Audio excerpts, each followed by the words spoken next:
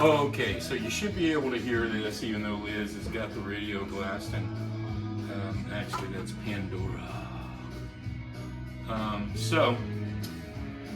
What I did was I took some non-stick coating on the inside of this baking dish, and then I've got 6 tablespoons of butter spread out along the bottom, and then I'm supposed to take 6 cups of marshmallows and 6 cups of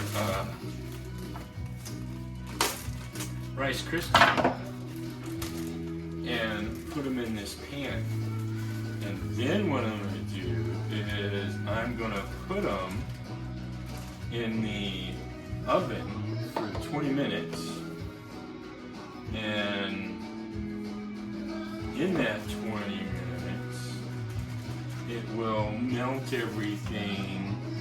And then I'm going to pull it out. And right before I stir it all up, I'm going to add, in this batch, the Nestle Toll House caramel bits, and I'm hoping it's just going to be amazingly delicious. We'll see, but here we go. All right, so again, just spray the butter, and then I'm going to add, kind of spread them out, a little evenly there.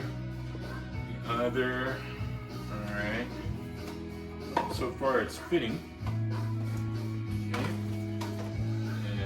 Hopefully we don't get a hit from YouTube because we got music playing in the background. I'm not streaming it, so hopefully it's okay. Alright, so I'm going to get 2 cups. Well, maybe I can just pour it. It always goes horrible for me though. Like recently, it seems like everything I do, I'm a klutz. It's probably just getting old and all that. But the bag slips in my hand and half the stuff that's in the bag goes on the ground versus, where it should go, which is in this is 6 cups. It's a 4-cup container and a 2-cup container. But, it's like, man, it gets so frustrating, not being able to control yourself. I mean, I'm only 60, but I am lazy, and as you can see, oops, there you go. As you can see, and I wash my hands, like, I don't know, an hour or so ago, so it should be okay. Now, no, I'm kidding. But, ooh, that's gonna be tough to stir. This is not a very big dish.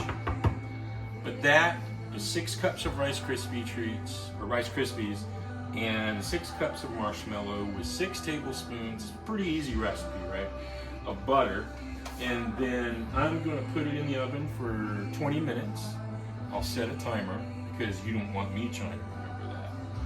And then when it's done, I'll pull them out and mix them into something, and we'll see what happens. And like I said, I'm going to put caramel in this first batch, and I'm going to put butterscotch in the second, or chocolate chips.